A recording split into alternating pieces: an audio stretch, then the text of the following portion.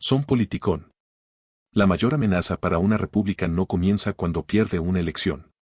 Comienza cuando deja de ejercer, de manera exclusiva, la autoridad que justifica su existencia.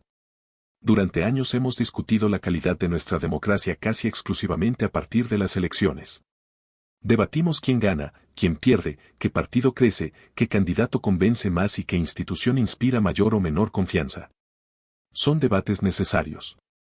Pero quizá no sean los más importantes. Existe una pregunta anterior a todas ellas.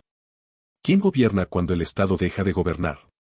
No se trata de una pregunta jurídica.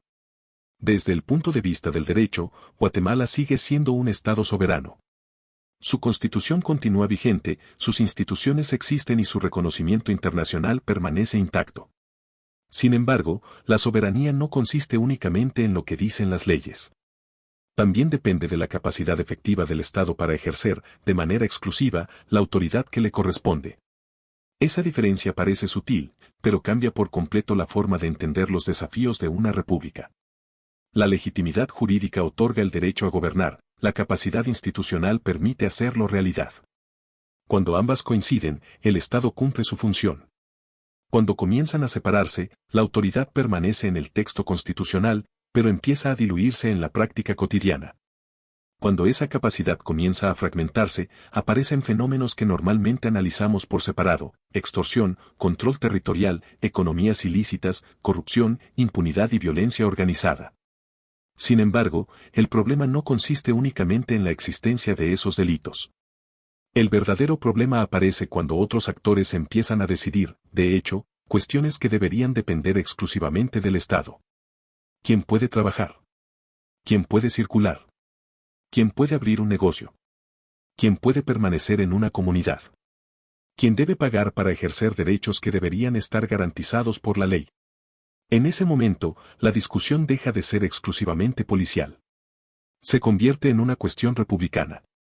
Una república no existe únicamente porque posee una constitución, celebra elecciones o mantiene una estructura administrativa.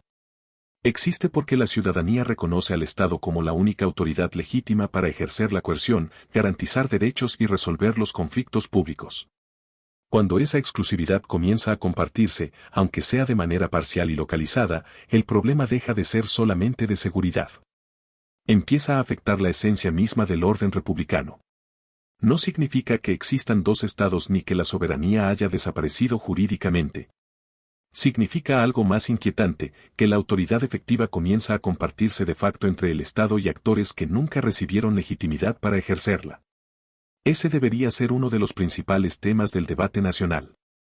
Porque una república puede conservar todas sus instituciones formales y, aún así, perder gradualmente la capacidad de ejercer aquello que justifica su existencia. La experiencia internacional también deja una enseñanza importante. Cuando la ciudadanía percibe que el Estado ha perdido esa capacidad, aumenta la demanda de soluciones inmediatas. Y cuando un gobierno consigue ofrecer resultados visibles, surge otra pregunta igualmente indispensable para cualquier república. ¿Cómo preservar los límites al poder sin renunciar a la eficacia que la sociedad reclama? Plantear esa pregunta no significa descalificar los resultados obtenidos por ningún país ni por ningún gobernante. Significa reconocer que toda república enfrenta una tensión permanente entre autoridad y libertad. La historia demuestra que las sociedades suelen inclinarse hacia uno de esos extremos cuando sienten amenazada su seguridad. El desafío consiste precisamente en evitar esa falsa disyuntiva. Resolver un problema no debería implicar crear otro. Por eso, la verdadera discusión no consiste en escoger entre seguridad o Estado de Derecho, entre autoridad o libertad, entre eficacia o controles institucionales. La verdadera discusión consiste en comprender que una república necesita las dos cosas al mismo tiempo. Necesita recuperar plenamente la capacidad del Estado para ejercer la autoridad legítima que la Constitución le confiere. Pero necesita hacerlo preservando los límites que impiden que el poder termine justificándose únicamente por sus resultados. Esa es la diferencia entre fortalecer al Estado y concentrar el poder. Lo primero fortalece a la república, lo segundo puede terminar debilitándola, incluso cuando persigue objetivos legítimos. Porque las repúblicas no se deterioran solamente cuando pierden territorio. También comienzan a debilitarse cuando dejan de ejercer, de manera exclusiva, la autoridad que las hace posibles. Y quizá la pregunta más importante para Guatemala ya no sea quién ocupará el poder después de las próximas elecciones. Quizá la pregunta sea otra. ¿Tendrá todavía el Estado la capacidad de ejercer plenamente ese poder sin dejar de ser una república?